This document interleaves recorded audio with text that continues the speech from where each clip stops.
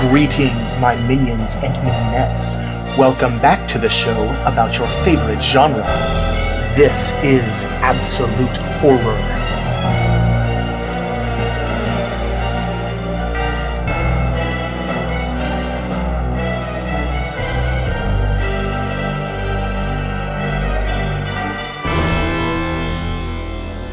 I'm a pretty girl. Good evening, and welcome to our nightmare.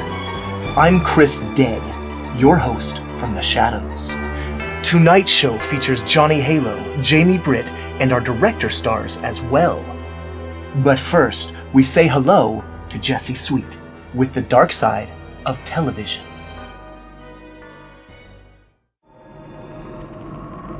Thank you, Mr. Dead. Picture this. You wake up from a coma. Everywhere you turn, there's death, destruction, and zombies. What would you do? Find out next on The Dark Side of Television.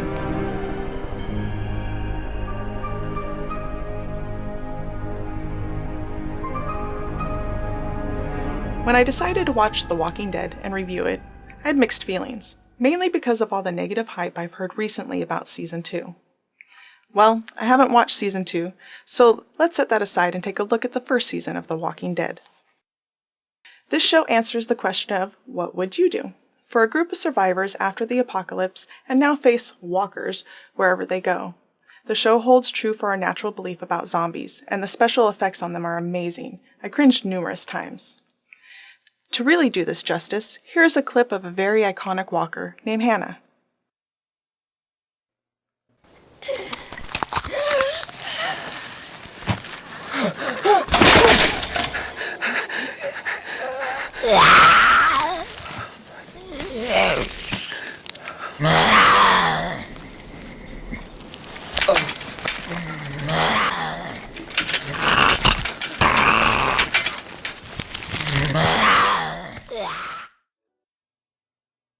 The cinematography is excellent. The producers went the extra mile to keep the level of suspense very high during each episode.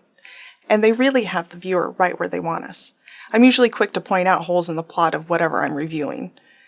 But as for The Walking Dead, so far, so good. We'll see if this continues as the show progresses. The Walking Dead has all the elements I love in a show. High tension, monsters, and an amazing level of drama. Man versus man, man versus monster, man versus nature, and the need for human companionship. I was hooked from the very first scene, and I was continually wanting more after each episode. I connected with each of the characters instantly, and can't wait to see how the storyline progresses. I'm looking forward to watching Season 2, and I heard they're going to film a Season 3. With as much action as there is in each episode, I'm curious to see if they can hold the plot for an entire 3 seasons. My hopes are high for this show, and I strongly recommend watching Season 1 of The Walking Dead.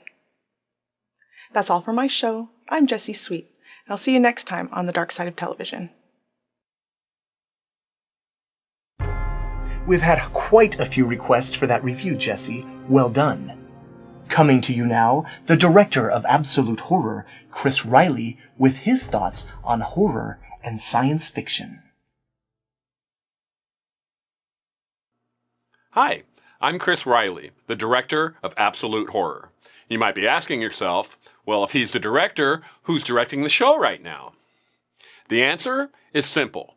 No one. No one is directing the show right now. I just hit the lights, turned on the camera, walked on over, and sat right down. It's just that easy. I'll just edit it all out later. It's amazing what you can do with computers nowadays, and that's why I love sci-fi. Tonight's movie is a real doozy. Is it a horror film? Is it a sci-fi flick? That's coming next on Absolute Sci-Fi.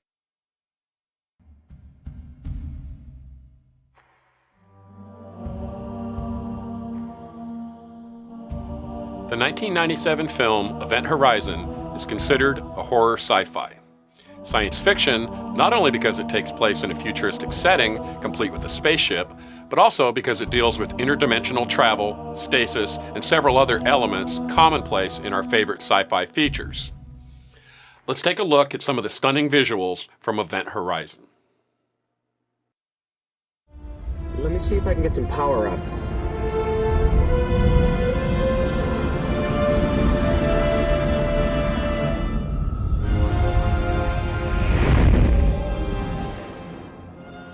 That's the core of gravity drive.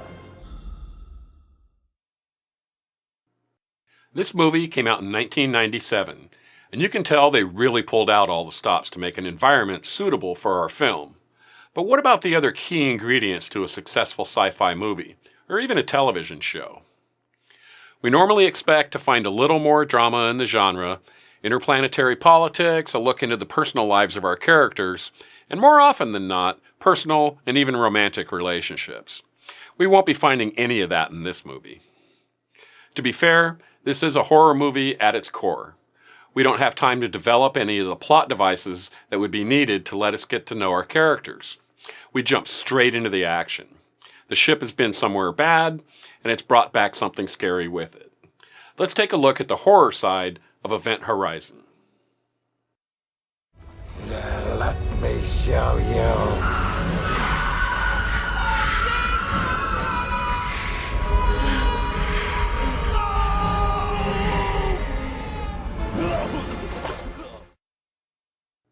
So, all in all, was this a horror sci-fi?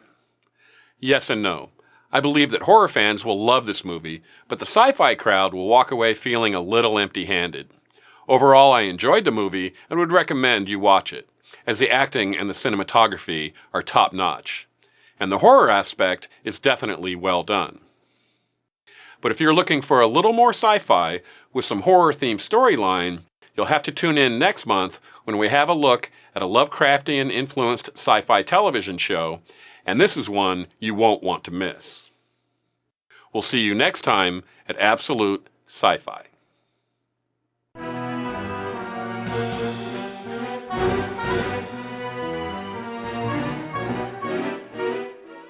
This month, we are presenting Part 1 of Apocalypse 101, Beginnings and End. What's apocalyptic? Well, it's the end of the world as we know it, and I feel fine. With so much to sift through, and being a bit of a purist, we've limited offerings to movies that provide three basics. A qualifying event resulting in global societal deconstruction. This must be global. We will treat micro-apocalypses in the next show.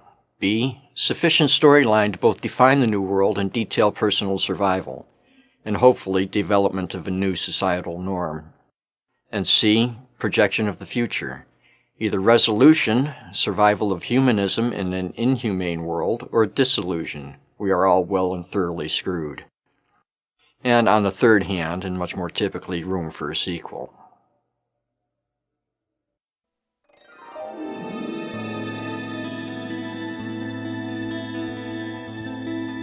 Trimming things down with a wide, sharp blade, greats we have discounted are literature, anime, and TV. To science fiction, here's where we start hurting feelings. Not making the cut are Terminator and The Matrix, Planet of the Apes, Waterworld, ice caps melting, that's not an event, it's an historical age.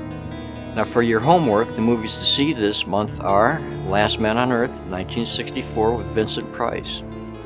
Global plague has left any survivors fighting night-walking, blood-sucking living dead. Next, The Postman, 1997. In 2013, a war has decimated the government and population of the United States. And now, number one, with lots of bullets, The Omega Man starring Charlton Heston. You may be bored with this, but Heston is the man. Edging out as senior Vincent Price and having a serious edge over Will Smith, you better get used to it. He is the ultimate kick-ass solo survivor. Loved his condominium, plenty of pointers in this one. And I can't go on without praising Stakeland again. Best recent apocalyptic contribution. This month, I'm presenting 3 movies that are currently in theaters. Doors creak, birds shriek, and children are lured to terrible fates in The Woman in Black. A good old-fashioned ghost story of the Victorian Gothic persuasion. A handprint on a window and the rapid rocking of an unoccupied chair deliver true jolts and chills, visions of the in-between world that the story and its ghostly character occupy. Arthur Kipps, a lawyer, is recently widowed and grieving the loss of his wife when he is sent to a remote village to put a deceased woman's affairs in order. Soon after his arrival, it becomes clear that the villagers are hiding a terrible secret.